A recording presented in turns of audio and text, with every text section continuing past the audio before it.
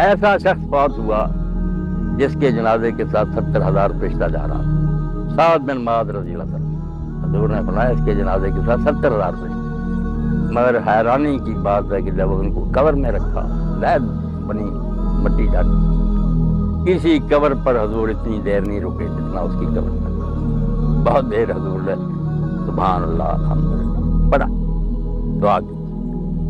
بعد میں لوگوں نے پوچھا حضرت امام جعفر صادق سے کہ حضور نے اس کے ساتھ یہ سلوک کیوں کیا؟ یہ تو نبی علیہ السلام نے ہی بتا دیا۔ جب لوگوں نے پوچھا کہ آپ اتنی دیر سے رہے، فرمایا قبر نے اس کو دبانا شروع کر دیا تھا، میری دعا کی برکت سے کیا۔ تو آپ کہہ لو 70,000 فرشتہ چل رہا اور قبر نے دبانا شروع کر دیا۔ اور ساتھ ہی فرمایا کہ اگر کوئی قبر کے دبانے سے بچتا، ساتھ بچتا، اس سے اونچا آدمی کوئی مرے گا؟